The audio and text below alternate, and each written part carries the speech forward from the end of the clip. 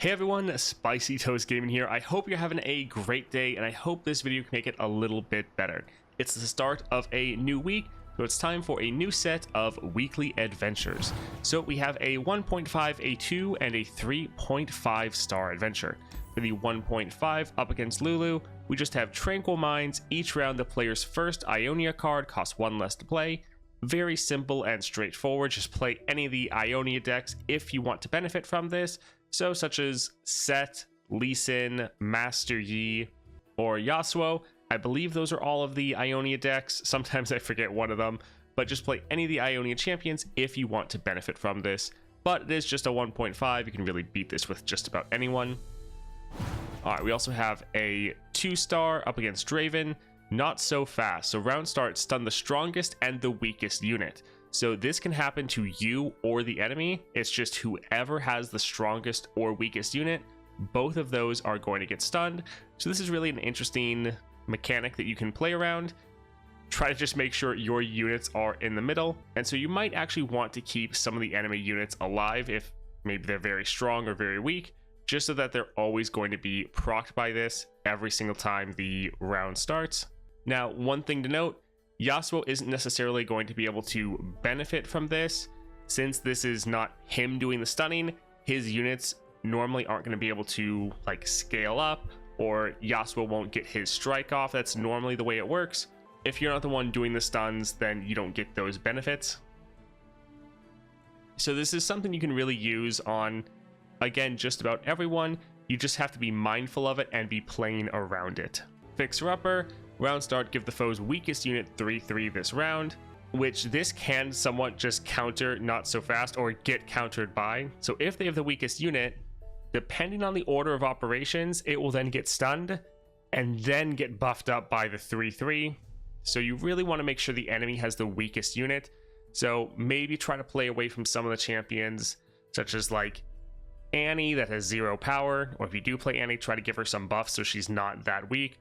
Or like Kindred, where you have all of your prey that also have 0 power. Try to make sure the enemy has the weakest unit, because then you can counter both of these modifiers, if that is the case, at least in some regards. Next up then, 3.5, we have Paliford Provisions. So game start, the foe summons a Warlord's Palace. When their palace counts down to 0, they steal a mana gem from the player and they summon another Warlord's Palace. So this is really putting a timer on your game, because the enemy is potentially going to be stealing your mana gems, both increasing their ramp, but also reducing yours. Now the Warlord Palace, you see it right here.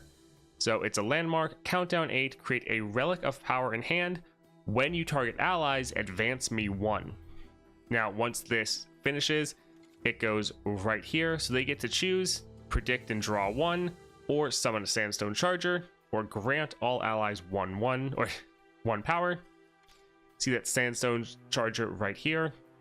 So these effects, while they're all good, the main issue is just the enemy stealing your mana and then giving it to themselves. So you either want to be trying to end the games fairly quickly, or go for one of the champions that can destroy enemy landmarks. So you'd go for like Talia, she's able to destroy enemy landmarks, or you could also go for Kindred. They also have an ability that can destroy enemy landmarks. That would also be a pretty valid way to go for this modifier.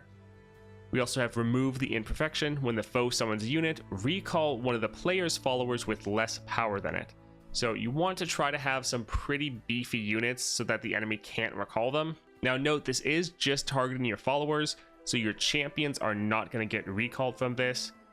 Now Talia would be pretty solid because most of her units have those extra stats from her 3rd star power, and so a lot of them won't really be getting recalled.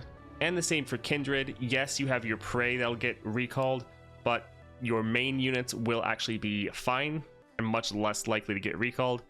Then we just have the vicious enemy, making everything a little bit harder. So I really do think for this one, Talia or Kindred would probably be very solid options. That being said though, most people are just going to pick the most overpowered champion, just blast through this, ignoring all the modifiers. I can't blame you, I generally do the exact same thing. Now one thing to note, this is the week where we are getting a patch.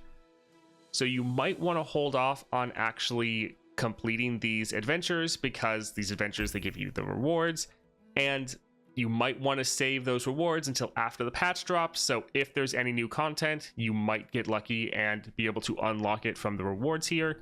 Just something to consider. Now, this is a pretty interesting week. Now, the first one, yeah, it's just play Ionia, but the other two give you some interesting options, and seems like it'll be a lot more fun than last week, at least more interesting. Definitely let me know what you guys think of this week down below, though, and if you have any fun tips or tricks, again, comment those down below to help out your fellow players. All right, I hope you all have a great day and a great start to your week.